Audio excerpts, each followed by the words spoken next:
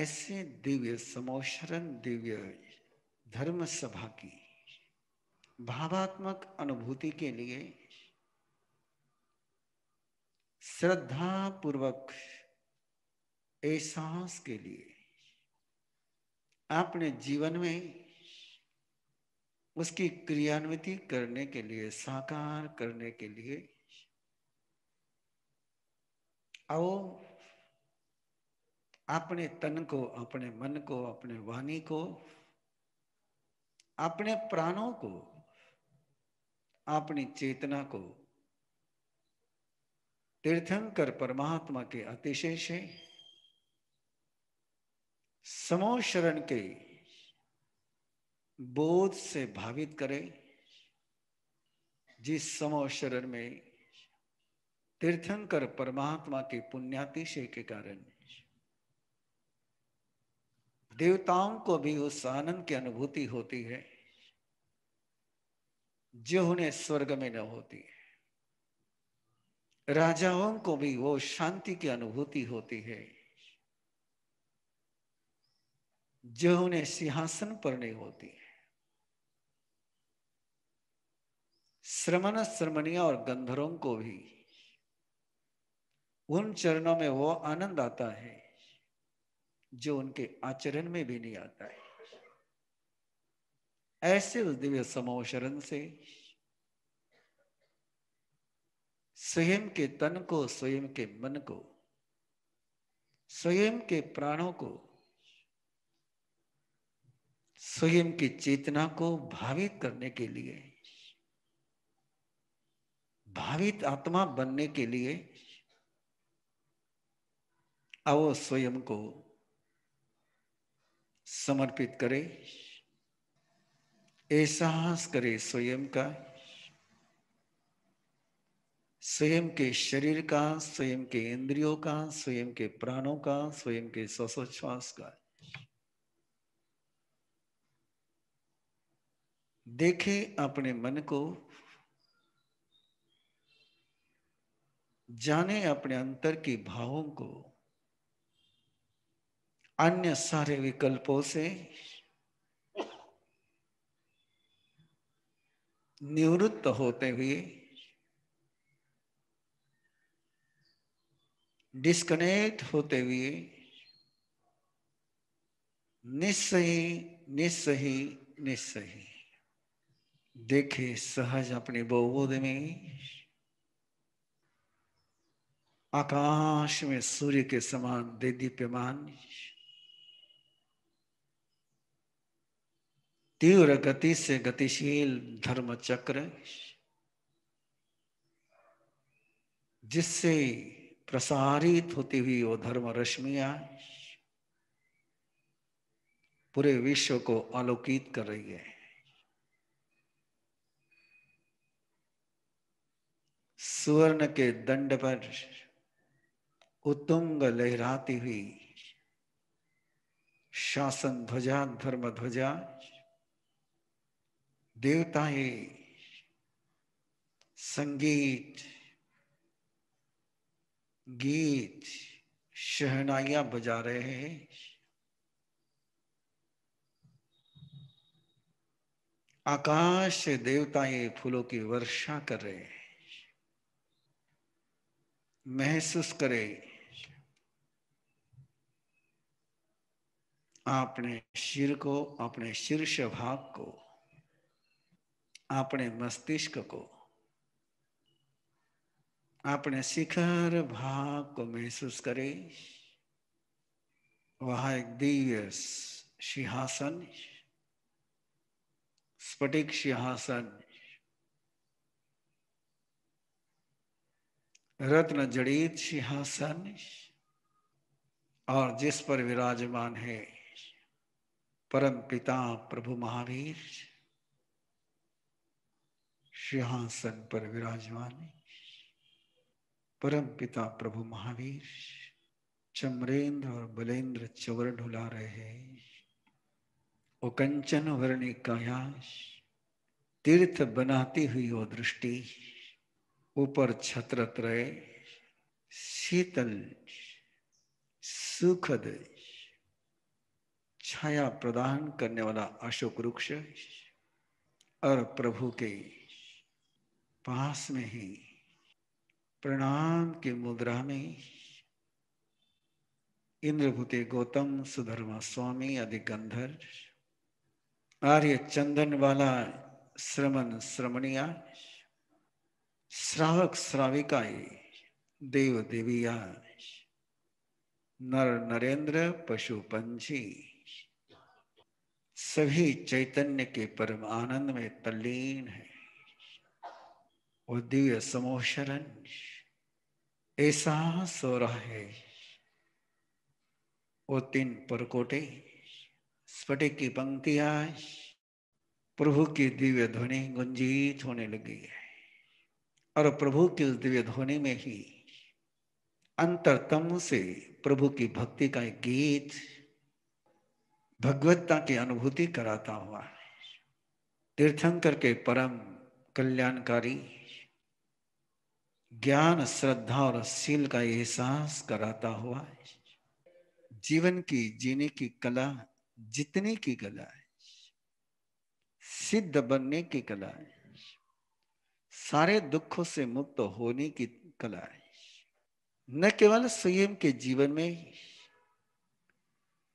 अपितु सभी के जीवन में शांति का मार्ग प्रशस्त कराने वाली एक अनूठी देशना बताया प्रभु ने हमें कैसा मोक्ष होता है कैसे मोक्ष का मार्ग होता है कैसे मोक्ष की गति होती है।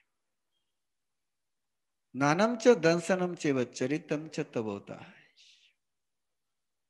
ज्ञान दर्शन चरित्र और तप ये मार्ग है और उस तप मार्ग की पूरी गहराई से विवेचना जिसके कारण से न केवल अंतर की शक्ति जागृत होती है शरीर के परे जो चेतना है उसका अस्तित्व महसूस होता है। उस तप को कैसे किया जाता है उस तप के परमात्मा ने दो रूप बताए एक बाहर से दिखने वाला है एक अंतर से महसूस होने वाला है। बाहर से दिखने वाला उसकी ट्रेनिंग दी जा सकती है उसको कराया जा सकता है लेकिन अंतर से महसूस होने वाला है उसको स्वयं को ही करना होता है। बाहर से दिखने वाला तप अनशन नहीं खाना नहीं पीना है इस अनशन की बहुत लंबी चर्चा है कैसे अनशन के कारण से शरीर के बंधनों से शरीर की गुलामी से मुक्त हुआ जा सकता है। इतना ही नहीं शरीर को स्वस्थ भी कैसे किया जा सकता है। शरीर के अंदर जो गुप्त शक्ति है शरीर के अंदर जो सुप्त शक्ति है वो कैसे जागृत की जा सकती है और शरीर के अंदर की शक्ति जब जागृत होने की कला आ जाती है तो अंतर की भी शक्ति जागृत होने का रास्ता खुल जाता है। शरीर को तपाने के लिए शरीर को परेशान करने के लिए प्रभु तप करने के लिए नहीं कहते हैं प्रभु कहते हैं शरीर को स्वस्थ रखने के लिए शरीर को सक्षम रखने के लिए शरीर के अंदर की शक्तियों को जागृत करने के लिए शरीर को निरामय बनाने के लिए शरीर को समर्थ बनाने के लिए जो किया जाता है जो होता है वो अनशन ओनोदरी एक संयम की साधना है। गाड़ी नहीं चलाना अनशन है और गाड़ी चलाते समय स्पीड पर कंट्रोल रखना ये ओनोदरी है। भोजन नहीं करना ये उपवास है लेकिन भोजन करते समय पदार्थों की मर्यादा करना है ओवरलोड नहीं लेना है। शरीर को तृप्त नहीं करना है, शरीर को भर नहीं देना है,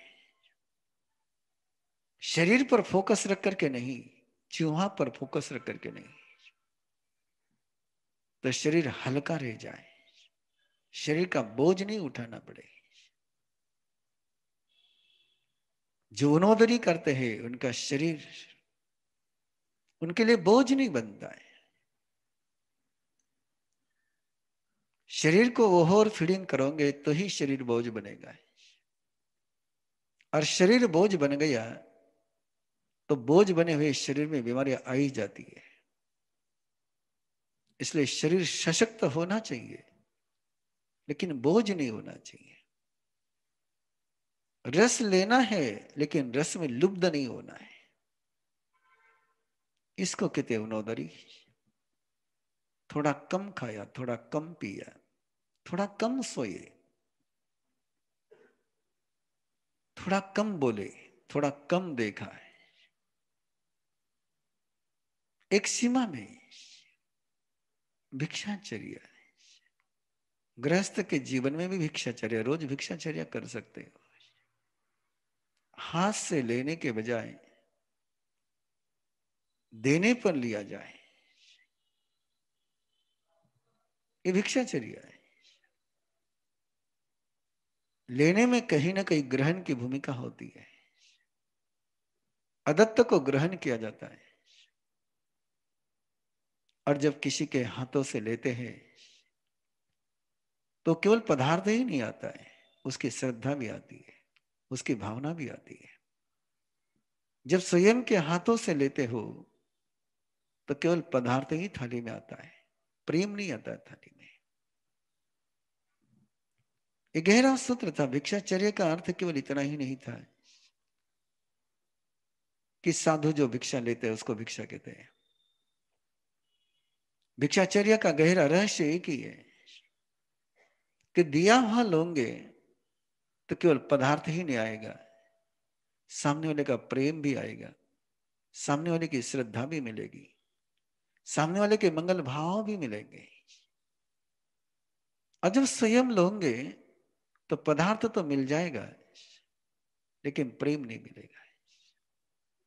रस परित्याग, रस की मर्यादा है। स्पाइसी खाने को छोड़ना है, एक विवेक को छोड़ना है। और ये परमात्मा तो मैंने पहले ही कहा आपको कि परमात्मा का एक कहना है कि बाहर का तप ये तुम्हारे तन को, तुम्हारे ब्रेन को, तुम्हारे शरीर को, तुम्हारे हृदय को, तुम्हारे लिवर को, तुम्हारे किडनी को स्वस्थ रखने के लिए। और यही आज मेडिकल साइंस कह रहा है कि नहीं, तुम्हें शरीर को, लिवर को, किडनी को स्वस्थ रखना है तो जंक फूड से बचना पड़ेगा, फास्ट फूड से बचना पड़ेगा। अपनी आंतड़ों को मारना नहीं हो तो जंक फूड से बचना पड़ेगा। कैंसर का शिकार नहीं होना हो तो मेडिकल साइंस की कल रिपोर्ट आ चुकी है कैंसर अवेयरनेस डे पर कि क्या खाना चाहिए।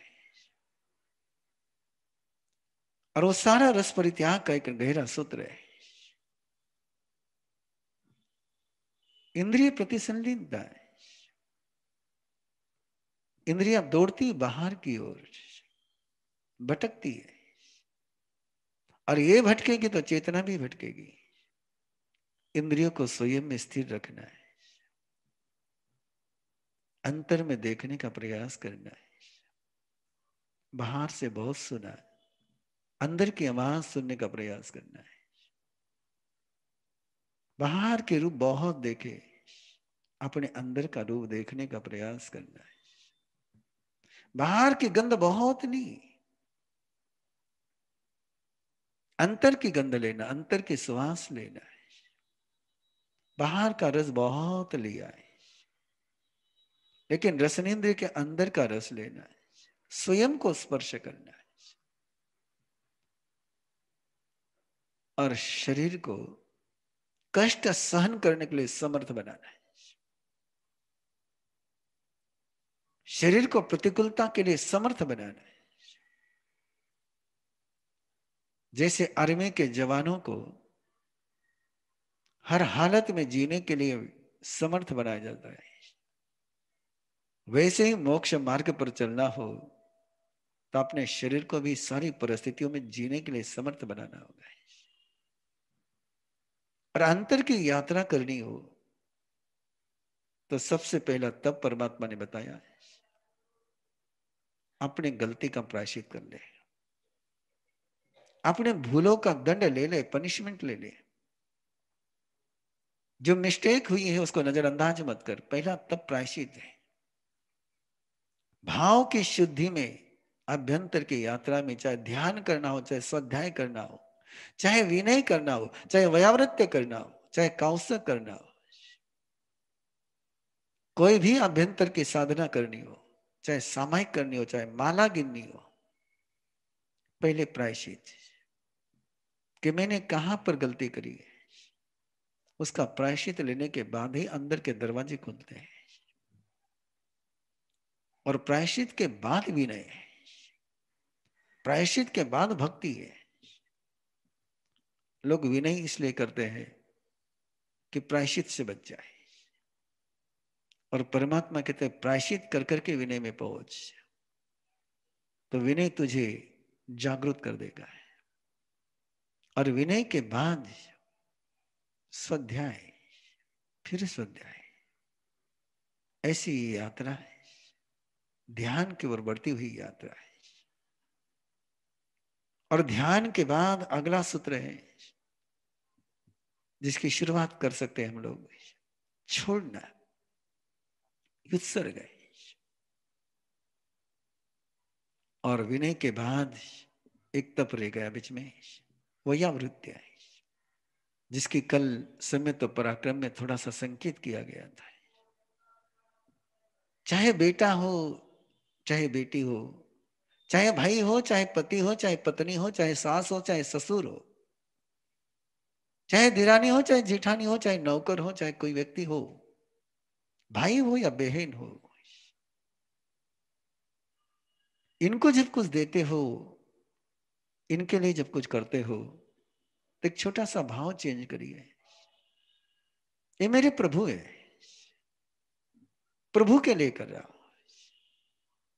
और प्रभु के भावों से करोगे तो करने में मजा कुछ और आएगा,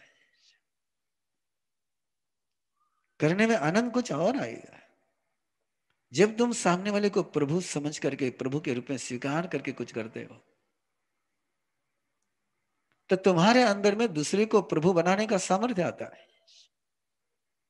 और इस सामने वाले को तुम भिखारी समझते हो, सामने वाले को तुम गर्जू समझते हो, सामने वाले को तुम नीडी पर्सन समझते हो, सामने वाले को मजबूरी समझते हो, मैं नहीं करूंगा तो कौन करेगा उसका। तो इससे तुम्हारे अंदर का अहंकार जागृत होगा। प्रभु के लिए कुछ करने में जैसा हम सौभाग्य की अनुभूति करते हैं, क्या मजा आ जाए, क्या घर का माहौल चेंज हो जाए। सास यदि ये सोचे कि बहू के लिए जो कर रही हो वो मेरे परमात्मा के लिए कर रही हो, और बहू ये सोचे कि मैं जो कुछ कर रही हूं सास के लिए, ससुर के लिए, परिवार के लिए, ये मेरा परमात्मा है। और इसमें सत्य है, हर चेतना आत्मा है और हर आत्मा परमात्मा है। उसके उस परम श्रेष्ठ स्वरूप को स्वीकार करना है। और जिस समय हम किसी के श्रेष्ठ स्वरूप को स्वीकार करते हैं, उस समय उसके अंदर श्रेष्ठता का जागरण होता है। जब आप किसी के प्रेम को स्वीकार करते हो तो उसका प्रेम बढ़ता है। जब आप किसी के सम्मान को स्वीकारते हैं तो उसका भी सम्मान बढ़ता है। जब आप किसी की वंदना स्वीकारते हो तो उसका विनय बढ़ता है। और किसी की वंदना नहीं स्वीकारते हैं तो उसके अंदर का विनय मर जाता है, उसके अंदर की नम्रता मर जाती है। वैसे किसी के अंदर की जब प्रभुता श्रेष्ठता तुम स्वीकार करते हो तो श्रेष्ठता मजबूत बनती है। इसीलिए कहा गया वयावच्चनम हन्ते जीवे किम जनई, वयावच्चनम तिथिर नाम गोयम निबंधई। तीर्थंकर का मीनिंग ये होता है कि जो दूसरे को परमात्मा बनाने के लिए समर्थ होते हैं, और ऐसा सामर्थ्य आ सकता है उस तप से। और ऐसी सेवा करने के बाद यदि स्वाध्याय में लगोगे, ऐसी सेवा करने के बाद, ऐसी भक्ति करने के बाद, ऐसे अवभाव के साथ किसी का दुख दूर करने के बाद, जब प्रभु वाणी की आराधना में लगोगे तो क्या मजा आएगी। और उसके बाद ध्यान, अभी एक ध्यान चला हुआ है, लोग प्रायश्चित करते नहीं, विनय करते नहीं, सेवा करते नहीं, स्वाध्याय करते नहीं, और सीधा ध्यान में पहुंचना चाहते हैं, और वो हो नहीं पाता है, हो नहीं सकता है। बिना खेती को, जमीन को शुद्ध करे बिना, उसको भिगोए बिना बीज बोओगे तो अंकुरित कैसे होगा। खेती को खोदना भी होता है, नांगर हल भी चलाते हैं, हल चलाने के बाद उसको गिल्ली भी करते हैं, और गिल्ली करने के बाद ही बीज बोते हैं, पहले बीज नहीं बोते हैं। ध्यान है बीज बोना है। बिना मशागत करे, बिना स्वाध्याय करे, बिना सेवा करे, बिना भक्ति करे, बिना प्रायश्चित लिए ध्यान हो नहीं पाता। ये सत्य है,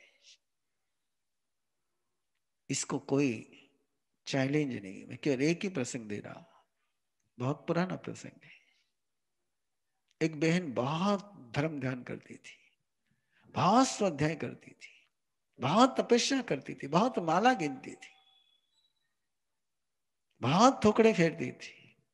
उसने एक दिन कहा, सब कुछ करती हूं लेकिन मन में शांति नहीं है। मैंने सहज पूछा उसको, तूने अपनी जिंदगी की आलोचना करी है क्या? प्रायश्चित लिया है क्या? और उसके आंखों से आंसुओं की धारा बहने लग गई। उसने कहा, हमारा साहब उस भाग रही उससे। इनका भागने से काम नहीं चलेगा, जो गलती हुई है उसको स्वीकार कर ले। बोले कैसे स्वीकार करूं? मैंने कहा स्वीकार तो करना ही पड़ेगा, तेरे इनकार करने से कोई गलती समाप्त तो थोड़ी होगी। और गया 18 सूत्र में। क्यों आदमी गलती कबूल नहीं करता? उसको लगता है कि मेरी एक इमेज बनी हुई है, मैं गलती कबूल करूंगा तो मेरी इमेज समाप्त हो जाएगी, लोग क्या सोचेंगे, मेरे सम्मान की हानि हो जाएगी। और वही वो बहन सोच रही थी। मैंने उस बहन को कहा कि बहन नहीं। और तब उसने जिंदगी में किए हुए 2 अबॉर्शन के बात करी, और मैंने उसको प्रायश्चित दिया। बड़े अहोभाव से उसने प्रायश्चित को स्वीकार किया। और वो प्रायश्चित स्वीकार करने के बाद कुछ महीनों के बाद मिली, बोले मैं सब अब स्वाध्याय में आनंद आ रहा है, अब तपस्या में बहुत शांति महसूस हो रही है, अब माला गिनने में मन लग रहा है। और जब वो बहन बोल रही थी तब मुझे प्रभु के शब्द याद आ रहे थे कि बिना प्रायश्चित के न विनय हो सकता है, न सेवा हो सकती है, न स्वाध्याय हो सकता है। और फिर ध्यान का नंबर है, और ध्यान के बाद अगला करण है। और इसकी शुरुआत की जा सकती है छोड़ना, उत्सर्ग छोड़ना। छोड़ना कब तक पकड़ करके रखोगे? कब तक पकड़ करके रखोगे? और छोड़ने में ही मिलता है। यदि स्वयं को पाना है तो बाहर को छोड़ना ही पड़ेगा। यदि सुख को पाना है तो दुख को छोड़ना ही पड़ेगा। यदि दुआ को पाना है तो बद्दुआ को छोड़ना ही पड़ेगा। यदि वरदान को पाना है तो अभिशाप को छोड़ना ही पड़ेगा। यदि प्रभु के पास जाना है तो कमजोरियों को छोड़ना ही पड़ेगा। ऐसी ये तप की यात्रा है, कल हमने देखी, और उसकी बहुत गहराई है। आवश्यकता है इन सारे तपों पर रिसर्च करने की, संशोधन करने की, कि कैसे तप अंतर तन को, अंतर मन को, शरीर को, ब्रेन को कैसे प्योर बनाते हैं। केवल तपस्या करने के कारण से केवल चर्बी कम होती है ऐसा नहीं है। तपस्या करने के कारण से अंदर के सारे केमिकल्स, सारे हार्मोन्स, सारा ग्लैंड का सिक्रेशन चेंज हो जाता है। लेकिन उस पर रिसर्च करना बहुत जरूरी है। और इसके बाद आज का अध्याय है आपके सामने, चरण विधि। चरण कहते पांव को, और पांव की तरफ आप देखोगे तो आप चलते समय ध्यान रखना है, एक पांव आगे जाता है, एक पांव जमीन पर रहता है। एक गति करता है, एक स्थिर रहता है, एक गति करता है, एक स्थिर रहता है, एक गति करता है, एक स्थिर रहता है। वैसे जीवन में दो बातें रहती है, प्रवृत्ति और निवृत्ति, एक्शन एंड रिलैक्स, दोनों साथ में चलते हैं। और यही चरण विधि है, किस पांव को बढ़ाना और किस पांव को नहीं बढ़ाना। कभी मौका मिले तो जंप लगा सकते दोनों पांव को उठाकर एक साथ, लेकिन जंप कब तक लगाओगे। लेकिन चलना है तो चलने का ये तरीका है, एक को विदा करना है, एक को स्वागत करना है। एक दिशा में चलना है, दूसरी दिशा में नहीं चलना है। एक दिशा में नहीं चलना है, एक दिशा में चलना है। एक तरफ प्रवृत्ति करनी है, एक तरफ निवृत्ति करनी है। ये दोनों साथ में होगी तो ही मंजिल पर पहुंच पाओगे। कई बार हम लोग प्रवृत्ति कर लेते लेकिन निवृत्ति नहीं करते, कई बार निवृत्ति करते लेकिन प्रवृत्ति नहीं करते। जैसे मौन कर ली, निवृत्ति कर ली, लेकिन मौन में अंदर की जो प्रवृत्ति करनी चाहिए प्रभु स्मरण की, वो नहीं कर पाते। प्रभु स्मरण की प्रवृत्ति करनी, लेकिन इधर उधर मन को भटकने की निवृत्ति नहीं करी तो मामला नहीं मिटता है। तो ये गो पवत्तनम, पाप कर्म में प्रवृत्ति नहीं करनी, बुरा काम नहीं करना और अच्छे काम में प्रवृत्ति करनी। एक से रिटायरमेंट लेनी और एक की अपॉइंटमेंट लेनी। केवल रिटायरमेंट लेकर काम नहीं चलेगा, कोई अपॉइंटमेंट भी लेनी चाहिए। केवल अपॉइंटमेंट लेकर काम नहीं चलेगा, रिटायरमेंट भी लेनी चाहिए। और ऐसे पूरे के पूरे 33 बोल गए हैं। जैसे बहुत गहरा अध्याय है। जैसे 3 दंड नहीं करने, मन वचन काया के 3 दंड नहीं करने। मन को बुरा नहीं करना, वचन को बुरा नहीं करना, काया को बुरा नहीं करना। मन में बुरा नहीं सोचा, वचन से बुरा नहीं बोला, काया से बुरा नहीं किया, लेकिन इतने से काम नहीं चलेगा। मन से बुरा नहीं करना लेकिन अच्छा करना शुरू कर देना। गालियां देनी बंद करनी और आशीर्वाद देना शुरू कर देना। बुरा काम करना बंद करना और अच्छा काम शुरू करना। यही सूत्र है। गुस्सा नहीं करना ये कोई समाधान नहीं है। गुस्सा नहीं करना ये रिटायरमेंट हो गई। लेकिन अपॉइंटमेंट भी ले लेना, प्यार करेंगे, सहयोग करेंगे, तभी जाकर के गुस्से के समय में जो शक्ति अंदर की जागृत हुई है उसको कहीं ना कहीं एक्टिव तो करना पड़ेगा। गुस्सा नहीं करके फिर वो अंदर दबा देता है, लेकिन उसको थोड़ा सा मोटिवेट करिए। हाँ, मैं इसको बहुत सिंपल शब्द में कहते रहता हूँ, जिसको थप्पड़ मारने का मन हो रहा है उसको थपके देना। ऐसे ही गौरव है, वृद्धि का गौरव, रस का गौरव, सत्ता का गौरव नहीं करना, अहंकार नहीं करना, लेकिन नम्र हो जाना है। गौरव नहीं करना, अहंकार नहीं करना इतना पर्याप्त नहीं है, वहां झुक भी जाना चाहिए। पता नहीं कितने लोगों की कृपा है, पूर्वजों की कृपा है जो इतना सारी अनुकूलता मुझे मिली है।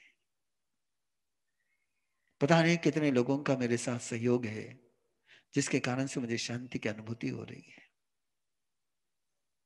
इन लोगों की श्रद्धा है कि मिल जाता है मुझे। ऐसा यदि मन में लाया तो केवल अहंकार नहीं कर करके दूसरी तरफ भी प्रवृत्ति। लोग नहीं अहंकार नहीं करना, अरे अहंकार नहीं करना लेकिन नमना भी जरूरी है। केवल अहंकार नहीं करोगे तो काम नहीं चलेगा, झुकना भी जरूरी है। तीन शल्य, माया शल्य है, नियान शल्य है, मिथ्या दर्शन शल्य, तीन कांटे हैं। ये तीन कांटे तुमने नहीं करे लेकिन तीन फूल भी लगाने जरूरी है। ये केवल कांटे निकाल कर काम नहीं चलेगा। कांटा निकाला तुमने और वहां फूल का पौधा नहीं लगाया तो वापस कांटे का पौधा आ जाएगा। माया नहीं कर रहे, इनोसेंट हो जाओ। नहीं आना नहीं कर रहे, समर्पण कर दो। मिसअंडरस्टैंडिंग नहीं हो रही, अंडरस्टैंडिंग कर लो। जगह खाली मत छोड़ो, जगह खाली मत छोड़ो। झगड़ना बंद किया ना, प्रेम करना शुरू करो। लोग क्या करते हैं, नहीं हम झगड़ते नहीं। अरे झगड़ता नहीं कोई बड़ी बात थोड़ी है। पेड़ भी नहीं झगड़ते, उसमें क्या बड़ी बात है। नहीं झगड़ना कोई बड़ी बात नहीं है। झगड़ा बंद कर करके सहयोग शुरू करना, तब जाकर के उस झगड़े को पनपने की जगह नहीं मिलती है।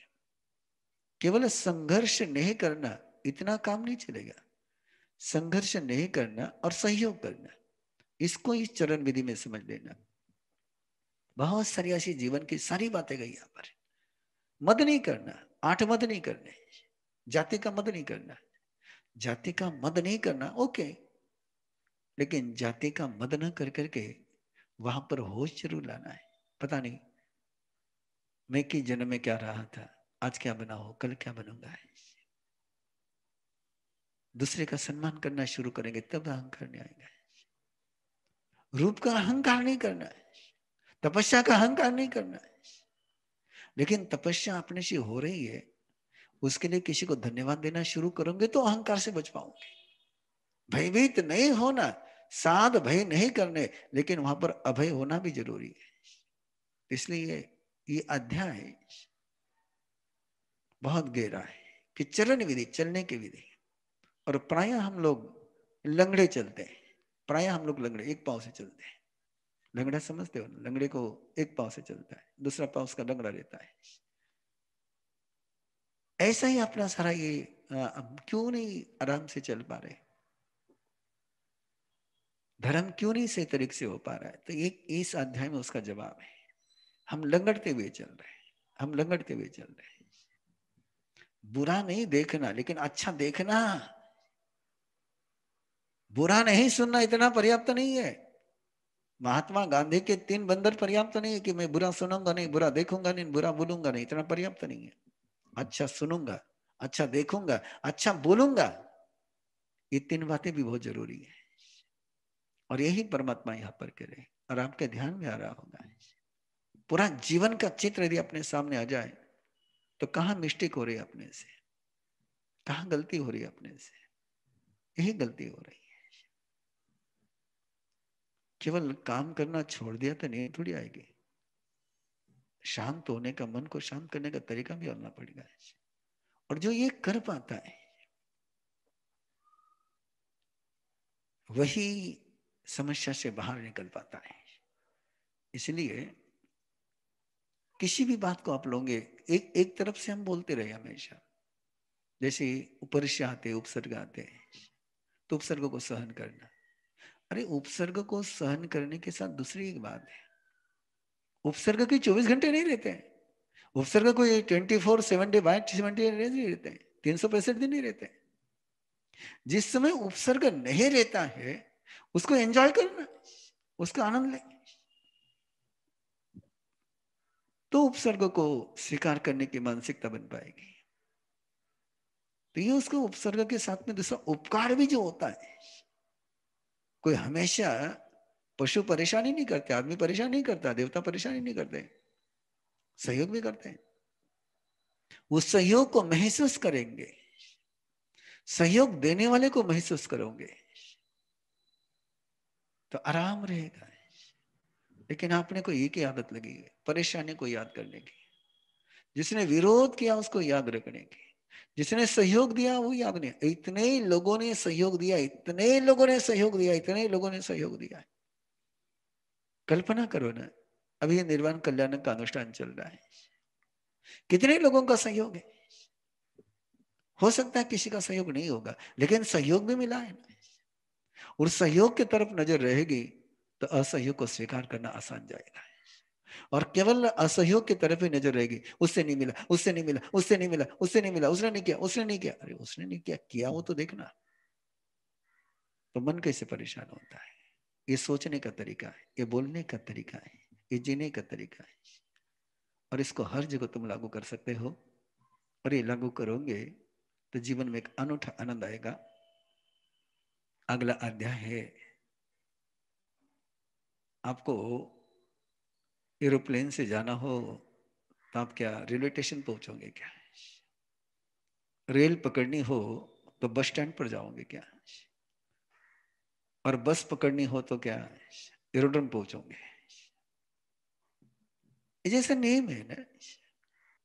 एक दिल्ली के एक श्रावक थे, उन्होंने बड़ा मजेदार, ये जब अध्याय हुआ सो अध्याय के बाद आकर के मिले और बोले मां साहब बिल्कुल सही बात है। बोले मां साहब यही निर्वाण कल्याण के दिन चल रहे थे और मैंने कहा था कि बच्चों को वो गन ला करके नहीं देना। गन काय को देते, हथियार ला करके। वो गन को चलाते समय उसके भाव क्या बनेंगे। और वो बात उनको जज गई। और उनका प्यारा सा पोता था, उस पोते ने घर जाकर के जिद करी कि मुझे तो गन चाहिए, मेरे दोस्त के पास है, मुझे गन चाहिए, गन चाहिए, गन चाहिए। बोले चल मैं दे रहा था तुझे। और उसको लेकर गए, सरफा बाजार में लेकर गए। और सरफा बाजार में हर दुकान पर पहुंचते, गन है क्या, गन है क्या, गन है क्या। बोले यहाँ गन कैसे मिलेगी? बोले है ही नहीं तो कैसे दिलाओ? कपड़ा मार्केट में लेकर गए, भाजी मार्केट में लेकर गए। अब जहां गन मिलती नहीं वहां लेकर गए। भैया मैं देने को तैयार, लेकिन मिलती नहीं, क्या करें? ऐसा ही अपना चल रहा है मामला है। हम जहां नहीं मिलता वहां खोजते हैं, जहां मिलता वहां नहीं खोजते हैं। और इसी बात को इस अध्याय में कहा गया है। ये प्रमाद के स्थान है, ये अपराध के स्थान है, ये पाप के स्थान है, ये गलती के स्थान है, ये मिस्टेक के स्थान है। इन स्थानों पर जाओगे तो प्रमाद होगा ही। लोग चाहते प्रमाद नहीं करना, प्रमाद नहीं करना चाहते ना, प्रमाद के मार्केट में जाते हैं। अब प्रमाद के मार्केट में जाकर के परचेस क्या करोगे? प्रमाद ही परचेस कर सकोगे। अब तुम टीवी के सामने बैठोगे तो मन भटकेगा ही भटकेगा ना, और कहां जाएगा। तो प्रमाद के स्थान को समझना बहुत जरूरी है। और जहां प्रमाद के स्थान छूटेंगे वहां प्रमाद छूटेगा। यदि आप पाप को छोड़ना चाहते हैं, इसलिए बहुत सुंदर शब्द है अपने यहाँ। हम 18 पाप नहीं कहते, 18 पाप स्थान कहते हैं। शब्द देखिए क्या दिया परमात्मा ने। पाप तो अनंत है, पाप स्थान 18 है। ये 18 जो कहे गए वो पाप स्थान है। वैसे जैसे धर्म स्थान है, तो धर्म स्थान में आएंगे तो धर्म होगा। थिएटर में जाकर के थोड़ा धर्म होगा। तो जो आपको चाहिए उस स्थान पर जाना चाहिए, जो जो नहीं चाहिए उस स्थान पर नहीं जाना चाहिए। और इतनी सिंपल समझ की बात इस अध्याय में बड़ी विस्तार से है। प्रमाद स्थान उसका नाम ही है। आइए, अचंत काल समूल सवस दुख सोजोपमोखो, जो अत्यंत है, बिल्कुल पक्का रामबाण है, जिसके विषय में कोई डाउट ही नहीं कि इसका रिजल्ट आएगा कि नहीं आएगा। ऐसे जो दुख से मुक्त कराने के जो 100% श्योर जो उपाय है, उसको मैं परमात्मा कह रहे बताएंगे। नाना स सवस पगासनाए, अन्नान मोह सविवज्जनाए। नाने न जाने भावे, प्रकाश चाहिए जीवन में, उजाला चाहिए। तो बिना ज्ञान का उजाला नहीं आ सकता है। नॉलेज चाहिए चाहिए, बिना नॉलेज के सारा डार्क है। और नॉलेज चाहिए तो उसके लिए उपाय है। अन्ना न मोह विवज्जनाय। जहां जहां अपने को अपना अज्ञान लगता है उसको दूर करो। जहां लगता है किसी से में अपने पास ज्ञान नहीं है, उस अज्ञान को दूर करो। मोह से विवज्जनाय। मोह मत करो, कुछ नहीं, नहीं हुआ तो क्या फर्क पड़ता है, नहीं हुआ तो क्या, ये मोह है। ये अपने आप में मुग्ध बनने की बात है। रागस्य दोषस्य ये संख्येन। ज्ञान के शत्रु कौन है? अज्ञान क्या है? कई कई के पूरे स्वरूप को यदि दशरथ समझता है तो शौक लगता क्या? सीता को शौक नहीं लगा है कि वो जानती थी कि राम मर्यादा के लिए कुछ भी कर सकते हैं। उसको शौक नहीं लगा है, वो अज्ञान में नहीं थी। राम के प्रति उसकी श्रद्धा थी, राग नहीं था। राग में से द्वेष का जन्म होता ही होता है। राग को द्वेष में पलटते और द्वेष को राग में पलटते देर नहीं लगती है। ये तो एक ही सिक्के के दो दो पहलू है। राग में से श्रद्धा में पहुंचोगे। अश्रद्धा कहते हैं कि जहां कभी शिकायत नहीं जन्मती है, जहां कंप्लेंट नहीं जन्मती, जहां ऑब्जेक्शन नहीं जन्मता है। जहां ऑब्जेक्शन जन्म रहा होगा वहां राग है। और ऑब्जेक्शन से फ्री हो जाए तो श्रद्धा का जन्म हो सकता है। अभी ऑब्जेक्शन तो अपने साथ में लगता है कि चूली दामन जैसा लगा हुआ है, लेकिन परमात्मा परमात्मा है। जैसे तुमने ऑब्जेक्शन लिया इसका मतलब तुम्हारे में द्वेष की भावना जागृत हो गई। बहुत, यदि आप अच्छे माहौल में हो, अच्छे मूड में हो और गहराई से सोच सकते हो तो बिल्कुल पक्का सोच लेना है। जब भी हम किसी को बुरा कहते हैं उस समय कहीं ना कहीं हम द्वेष को जन्म देते हैं। इसलिए परमात्मा ने देशकालिक सूत्र में भाषा के लिए एक नियम लगा दिया है। चोर को चोर नहीं कहना है, बड़ी गजब की बात हो गई। काने को काना नहीं कहना है, लंगड़े को लंगड़ा नहीं कहना है। क्यों नहीं कहना है? कि जब ये लंगड़ा शब्द मन में से जन्मता है तो करुणा नहीं जन्मती है। उसकी कमी पर, उसकी जख्म पर हम नमक लगाते हैं। और इसलिए अभी नया शब्द चला दिव्यांग कहना है, अच्छा शब्द है। चोर को चोर नहीं कहना है कि चोर को चोर कहूंगा तो कोई 24 घंटे वो चोरी नहीं करता है, लेकिन मैं उसको 24 घंटे चोर कहूंगा तो झूठ हो जाएगा, क्योंकि द्वेष जन्मता है। और यदि आपको द्वेष से बचना है तो ऑब्जेक्शन से बचना ही होगा। अधिक राग से बचना है तो अधिकार से बचो, और द्वेष से बचना है तो ऑब्जेक्शन से बचो। जहां तुमने अधिकार जताना शुरू कर दिया वहां राग का गंदा नाला शुरू हो गया। ये अधिकार की भावना, ये पोजीशन की भावना है। ये कहीं ना कहीं तुम्हें राइट राइट से दूर करता है, राइट राइट से दूर करता है। ये अधिकार तुम्हें सही बात से दूर करता है। इसलिए गुरुदेव का जीवन जब आंखों के सामने उभर करके आता है तो पूरी जिंदगी में उन्होंने कभी अधिकार नहीं जताया, कभी अधिकार नहीं जताया। कभी हमें ये नहीं कहा कि ये करो, नहीं, कभी नहीं कहा। ये शब्द ही नहीं उनका, ये ऑर्डर की भाषा उनकी नहीं थी। उन्होंने कभी अधिकार नहीं किया। कर सकते हो, कृपा होगी तुम्हारी। इसमें से अधिकार चला गया और श्रद्धा का जन्म हो गया। सजेशन दे सकते हैं आप, ऑब्जेक्शन लेने की जरूरत नहीं है। सजेशन देना कोई भी स्वीकार कर लेगा, ऑब्जेक्शन लेंगे तो कोई स्वीकार नहीं करेगा। सजेशन और ऑब्जेक्शन में इतना अंतर है। आप कह सकते कि ऐसा कर सकते हो, ऐसा नहीं कर सकते, ऑब्जेक्शन हो गए। ऐसा कर सकते हैं, ये सजेशन हो गया। और जैसे सजेशन की भूमिका में आएंगे वैसे दिमाग फ्री हो जाएगा, माइंड सही तरीके से काम करेगा, सामने वाले का भी ना अपना भी। और ये है समाधान का रास्ता है। तस्से समग्गो गुरुविद्या सेवा, एक ज्ञान प्राप्ति का, एक राग द्वेष से मुक्त होने का उपाय क्या है? तस्से समग्गो गुरुविद्या सेवा है, गुरु की और बुजुर्गों की सेवा करना है,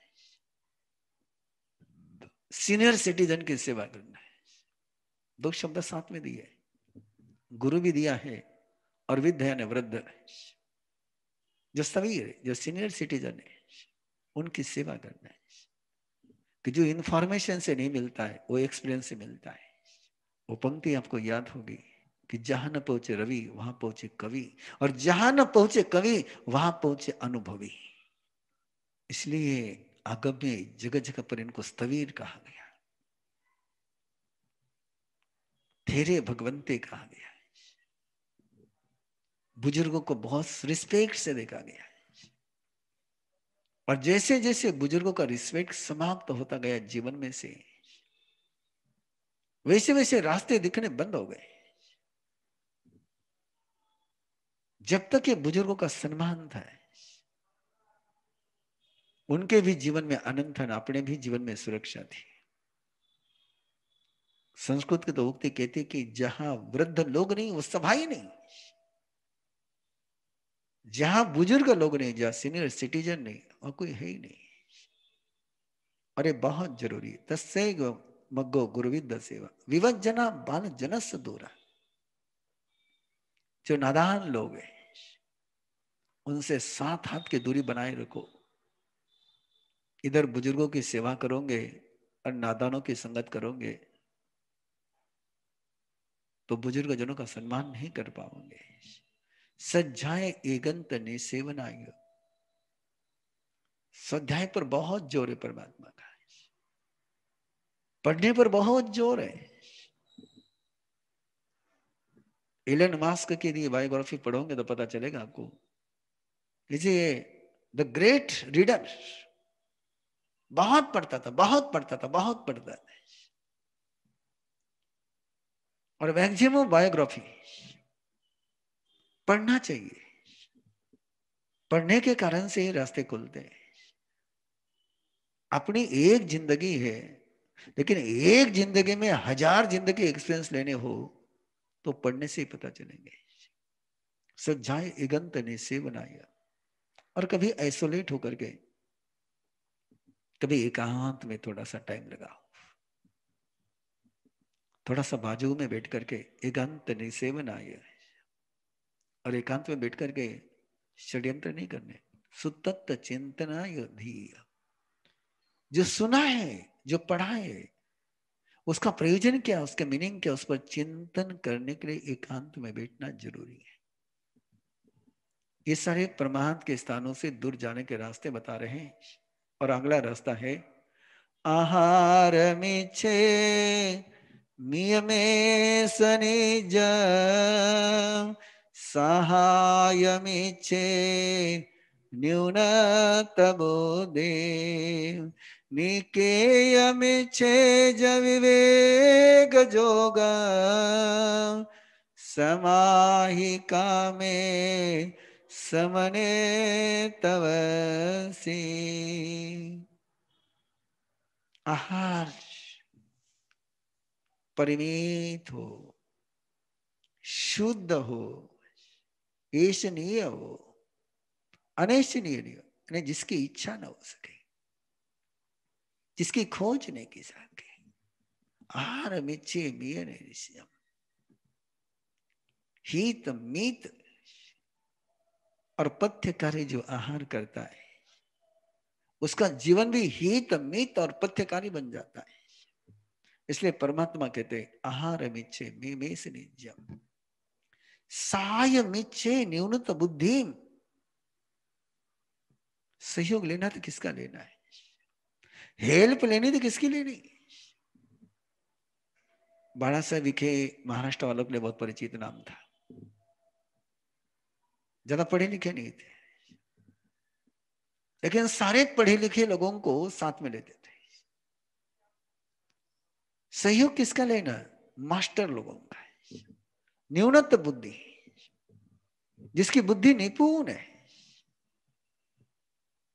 जो अपने से भी 21 है, अपने से श्रेष्ठ लोगों का सहयोग लेना है, अपने से ऊंचे लोगों से सहयोग लेना है। कर्ण ने अपने से नीचे का दुर्योधन का सहयोग लिया और जिंदगी भर गुलाम बन करके जी गया है। पांडवों ने श्री कृष्ण का सहयोग लिया और निरंतर ऊपर उठते गए, निरंतर ऊपर उठते गए। तुम जिनका सहयोग लोगे उस लेवल पर पहुंचोगे। यदि आपको बिल्कुल सीधे सीधे शब्दों में समझना हो, जब से राजनीति में राजनेताओं ने गुंडों का सहयोग लेना शुरू किया, तब से राजनेता उसी स्तर पर उतर गए। जब से वो बाहुबल पर चुनाव जीतने लगे, वैसे वैसे बाहुबली बढ़ते चले गए। किनका सहयोग लेंगे, जिनका सहयोग लोगे उस लेवल पर पहुंचोगे। इसलिए परमात्मा कहते हैं कि जीवन में यदि समाधि चाहिए, जीवन में यदि आनंद चाहिए, सफलता चाहिए, तो अपने से श्रेष्ठतम लोगों का सहयोग लो। न्यूनत बुद्धि, जिनको नहीं समझता, अपने से जो 19 है उनका सहयोग नहीं लेना। निकेय मिच्छे च विवेक जोगम, घर कैसा होना चाहिए, जहां विवेक हो, जहां कॉमन सेंस हो, जहां कॉमन सेंस हो ऐसा घर होना चाहिए। परिवार कैसा होना चाहिए कि जिसमें किस समय क्या बोलना, किस समय क्या नहीं बोलना, कब रोकना कब नहीं रोकना, हमेशा रोकना भी नहीं होता है और हमेशा फ्री भी नहीं देना होता है। किस समय रोकना और किस समय नहीं रोकना है, इसका विवेक, जहां विवेक होता है, विवेके धर्म आई है। परमात्मा ने कहा कि धर्म विवेक में, कॉमन सेंस में धर्म है। और कॉमन सेंस का यदि धर्म आ गया ऐसे परिवार में, ये कहां से आएगा। निके मिच्छे जो विवेक जोगम, समाहिका में समने तवसी। और परमात्मा तो और अगली बात बता रहे हैं बड़ी गजब की, न लभे जा निवनम सहाय, नवा लभे जा निवनम सहाय। कोई अपने से श्रेष्ठ व्यक्ति नजर नहीं आ रहा है, अपने से मास्टर कोई नजर नहीं आ रहा है, द ग्रेट पर्सन नजर नहीं आ रहा है। ऐसे समय में क्या करे, गुना ही गुनो समम, तो थोड़े से अपने से जिसमें गुण ज्यादा है उसको देखो, ये अपने लेवल का देखो। ये तीन ही बात लिखी, एक तो बिल्कुल ग्रेट, नहीं ग्रेट मिला तो थोड़ा सा आगे, 2 कदम आगे चलने वाला, और वो भी नहीं मिला तो अपने लेवल का। और ये तीनों नहीं मिले, ये तीनों नहीं मिले तो ईगो भी पावायु विभजन तो विहरेज कामे सो सज्जमानो। तो अकेला चल ले, वो अकेला चलना सुखी करेगा तुझे। मराठी में अपनी कहावत है ना, शहाण्याचा नोकर व्हावा पण मूर्खाचा मालक नहीं व्हावा। वही बात परमात्मा कह रहे हैं, सयानों के अंडर में रहना है, नादानों का मालिक भी नहीं बनना है। और जो नादानों के मालिक बन गए उनकी हालत क्या होगी आपको पता है, क्या स्थिति बन गई। मैं महाभारत पर बहुत बहुत एंगल से सोचते रहता हूं, बहुत एंगल से सोचते रहता हूं। भीष्म पितामह मालिक बने कौरवों के, क्या हालत हो गई सोच लो। इसलिए कोई सयाना नहीं मिले, अपने से ग्रेट नहीं मिले, अपने लेवल का भी नहीं मिले, तो परमात्मा की तरह अकेले चलना, लेकिन किसी मूर्ख को साथ में लेकर के नहीं चलना है, किसी नादान को साथ में लेकर के नहीं चलना है। उसका सहयोग लेकर नहीं चलना, उसका सपोर्ट लेकर नहीं चलना है। और इतना भी यदि जीवन में आ गया तो बहुत जीवन अन्यथा बनेगा, बहुत सुंदर बनेगा। जैसे ये सारी बातें बिल्कुल डिफरेंट बताई परमात्मा ने, क्यों बताएंगे उसके अगले फिलॉसफी बता रहे हैं कि नहीं, ये दो बातें, ये इस बातों को स्वीकार नहीं किया तो फिर वो चक्कर चलते रहता है। कैसे चक्कर चलते आपको पता है ना, मुर्गी पहले के अंडा पहले, अंडा पहले के मुर्गी पहले, मुर्गी पहले के अंडा पहले, पंछी पहले के अंडा पहले। बिना पंछी का अंडा कहां से आएगा, अंडा के बिना पंछी कहां से आएगा। ऐसे ही संसार चलता है। इस संसार के बाहर जाकर के यदि सोचना होगा तो उसके ये रास्ते हैं, और उस रास्ते बताए परमात्मा ने, तुम ये अंडे और मुर्गी के चक्कर में मत जाओ। ये अंडे और मुर्गी के चक्कर में जाओगे तो बाहर नहीं निकल पाओगे। ये तो ऐसा ही बोले। और पूरे आधे अगली बहुत गहरी फिलॉसफी है कि मन में वासना होती है, प्यास होती है, इसलिए मोह होता है। मोह होता है इसलिए वासना होती है। ये दोनों एक दूसरे के साथ है। जैसे अंडा और पंछी, पंछी और अंडा, वैसे ये सारे एक दूसरे के साथ है। कि मोह ये ठिकाना है तृष्णा का, तृष्णा ये ठिकाना है मोह का। प्यास लगेगी, तड़पेंगे, तड़पेंगे तो प्यास लगेगी। ये गणित ध्यान में रखना पक्का है। तड़पते हैं इसलिए प्यास और बढ़ जाती है। माथा दुख रहा है, और माथा दुख रहा है तो परेशान हो गए, परेशान हो जाएंगे तो माथा ज्यादा दुखेगा, और परेशान नहीं हुए तो माथा दुखना बंद हो जाएगा। तो ये दो में से एक चक्कर को तुम्हें तोड़ना होगा। और इसीलिए अनशन की बात करी, इसीलिए स्वाध्याय की बात करी। ये सारी देशनाएं जो चल रही है उसी के लिए चल रही है। और ऐसे ही गणित चलता है कि पहले प्यास लगती है, पहले इच्छा जन्मती, फिर मोह होता है, फिर अंधेरा आता है, फिर अट्रैक्शन होता है, और वहां से सारा खेल शुरू हो जाता है। रागो या दोषो ये कम भी, ये मोह के ये दो रूप है। मोह एक ही है, मोह एक ही है, उसके चेहरे दो है। और चेहरे दो नहीं है, दिखते दो है एक ही वो, मोह ही है। ये आपने जो नजर है ना, जैसे अपने को फ्रंट ही दिखता है, बैक नहीं दिखता है। तो फ्रंट और बैक में अलग अलग थोड़ा जुड़ा हुआ है। वैसे राग और दोष कहने के लिए दो है, पर ये दोनों एक ही है, इनका एक ही रूप है मोह। और यही ही कर्म के, इसी से मोह होता है, और मोह से कर्म होते हैं, और कर्म से जन्म मरण चल रहा है, और उसके कारण से दुख होता है। शुरुआत कहां से करनी, कहां से शुरुआत करनी। बड़ी अनूठी बात परमात्मा फरमा रही है। देशना बड़ी गजब की है, बड़ी गजब की है। दुखम हयम जैसा न हो ही मोह। दुख को समाप्त कर लो, दुखी होना बंद हो जाओ, परेशान होना बंद हो जाओ, पीड़ित होना बंद हो जाओ, दुखी होना बंद करो। दुख ना होगा ऐसा मत कहना, पर दुखी नहीं होगा। भूख नहीं लगेगी ऐसा नहीं, भूख लगेगी, लेकिन भूख में व्याकुल नहीं बनूंगा। प्यास लगेंगे लेकिन प्यास में तड़पूंगा नहीं। शरीर की डिमांड आएगी पानी की, लेकिन पानी के लिए तड़पूंगा नहीं। खोज कर सकता हूं, पानी पी सकता हूं, लेकिन पानी नहीं मिला तो स्वयं को कोसना शुरू नहीं करूंगा।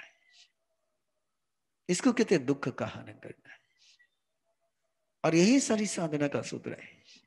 और जिसने दुखम हयम जस न हो ही मोह, जिसने एक बार दुख को समाप्त करना शुरू कर दिया, इसका मतलब दुखी होना, दुखी होना बंद कर दिया। दुखी होना बंद कर दिया इसका मतलब आर्त ध्यान करना बंद कर दिया, रौद्र ध्यान करना बंद कर दिया। जो भी दुखी होगा वो आर्त ध्यान करेगा, रौद्र ध्यान करेगा। इससे जो बाहर निकल गया उसको मोह नहीं होगा, और जिसको मोह नहीं होगा उसको लोभ नहीं होगा। जिसको लोभ नहीं होगा वो आराम से जिंदगी में जी सकता है। यही फिलॉसफी की बात। अब प्रैक्टिकल की बात कर रहे हैं कि कैसे या इस रास्ते पर कैसे पहुंचे, तो फिलॉसफी है। और फिलोसॉफी कोई कले नहीं बताती, फिलोसॉफी यहां तक रह जाती है, सुनने तक रह जाती है। प्रैक्टिकल क्या है, और प्रैक्टिकल के सूत्र दे रहे परमात्मा। स्पाइसी खाना बंद कर, पहला सूत्र है, सबसे पहला सूत्र दिया है, और बिल्कुल मेडिकल साइंस इसको सपोर्ट करता है, आयुर्वेद शास्त्र इसको सपोर्ट करता है, साइकोलॉजी इसको सपोर्ट करती है, सारे जितना भी विज्ञान सामने आ रहा है वो सारी इस बात को सपोर्ट करते हैं। अपराधी को रोकना है तो स्पाइसी खाना बंद करना है। स्पाइसी खाना चालू करके गए तुम अपराधी बनने से किसी को रोक नहीं सकते हो। और परमात्मा ने तो उसका जो चित्र दिया सामने कि जिस पेड़ को फल ज्यादा लगेंगे उस पर तुम पंछी को आने से रोकोगे कैसे? पेड़ को फल लगेंगे तो पंछी आएंगे आएंगे। तो जो स्पाइसी खाना खाएगा वो पागल बनेगा ही बनेगा। दीप्ता पायम रसा दित्त करा नराना, ये दृप्त करते, ये उत्तेजित करते, एक एक्साइट करते, और एक्साइट करेंगे तो परिणाम वही आएंगे, फिर वही आएगा। गंदा पानी होगा तो मच्छर आएंगे ही आएंगे, ये पक्का नियम है। इसलिए रसा पगामम न से। और आगे परमात्मा फरमाते हैं, ये कैसा मामला है? जंगल में आग लगी और हवा चलेगी तो आग बुझा पाएंगे क्या? और एक एग्जांपल दे रहे परमात्मा, और बड़ा समझने जैसा एग्जांपल है। जहां बिल्लियों की बस्ती हो, जहां कैट हो, मार्जर जहां पर हो, वहां चूहों की जिंदगी की सुरक्षा है क्या? जहां बिल्लियां रहती हो वहां चूहों का रहना कितना सेफ है? जैसे जहां बिल्लियां होती वहां चूहों का रहना सही नहीं है, वैसे ही जहां ये सारा रस का, पगाम का, उत्तेजना का माहौल होता है वहां किसी के भी साधक बनने की संभावना नहीं होती है। इसलिए ये जितने भी उत्तेजना के माहौल होते हैं इनसे जो दूर रहता है वही इनसे बाहर निकल सकता है। कल पूरी विस्तार से बात और आगे आएगी। जम किंचे में इच्छा मन दुकड़ा वै दुकड़ा का दुकड़ा कोहा ये माना ये माया ये लोहा ये सव कालिया ये सौ में छोरा ये सव धमक बनाए जो में देव यारो कवो